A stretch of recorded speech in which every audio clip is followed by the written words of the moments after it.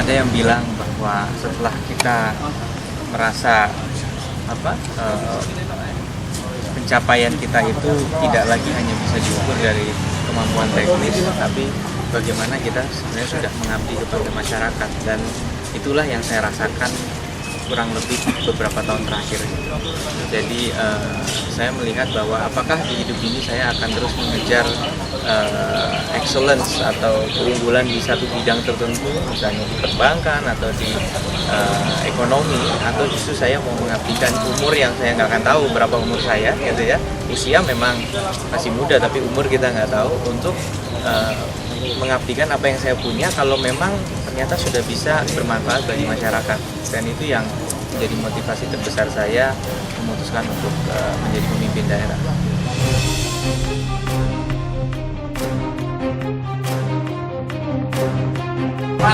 Saya pikir saya tidak mau melakukan dikotomi tua muda terlalu banyak ya, tapi sebenarnya kata lainnya adalah apakah kita mau beri kesempatan kepada yang muda? Apakah yang muda selalu kalah mampu dibandingkan yang tua? Apakah pengalaman itu selalu berbanding lurus dengan tahun, kan gitu ya, dengan hasil? Dan itu di sini saya melihat hal itu tidak selalu demikian. Jadi justru mereka yang berusia muda itu memang memiliki tantangan, tapi di sisi lain menyimpan paradigma baru yang mungkin khusus untuk kasus Indonesia ini memang sedang didambakan. Kita mengalami satu transformasi politik yang luar biasa. Sejak reformasi ada perubahan di tingkat nasional, dan kita lihat beberapa tahun terakhir justru terjadi semangat luar biasa di tingkat daerah.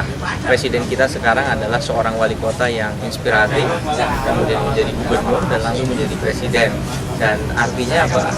Ada harapan besar dari masyarakat bahwa pemimpin daerah sekarang bisa memberikan atau menghasilkan capaian-capaian pembangunan yang lebih dari apa yang sebenarnya mereka pernah harapkan sebelumnya. Dan inilah cakrawala baru yang dibuka dari munculnya pemimpin-pemimpin yang kebetulan berusia muda, tapi yang lebih penting adalah baru.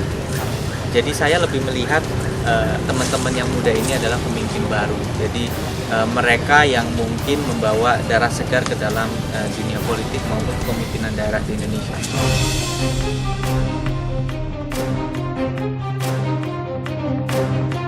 Khusus untuk Trenggalek, memang pada kenyataannya Trenggalek adalah tanah leluhur saya. Saya sendiri selalu menganggap identitas saya sebagai orang Trenggalek.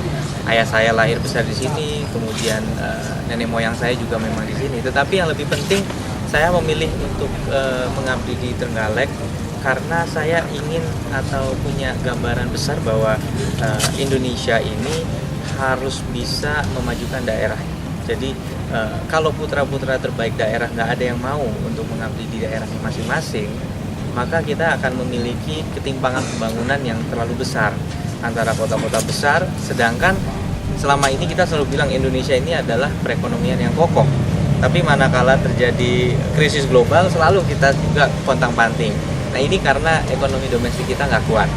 Nah, saya ada di sini juga berharap bahwa ini bukan hanya untuk Trenggalek, tapi untuk Indonesia, bahwa sebenarnya sebagaimana Bu Susi Menteri Kelautan pernah bilang, bahwa opportunity atau peluang itu justru ada di daerah. Jadi beranilah meninggalkan kota besar untuk mulai membangun daerah, dan ini yang hendak kita mulai di Trenggalek.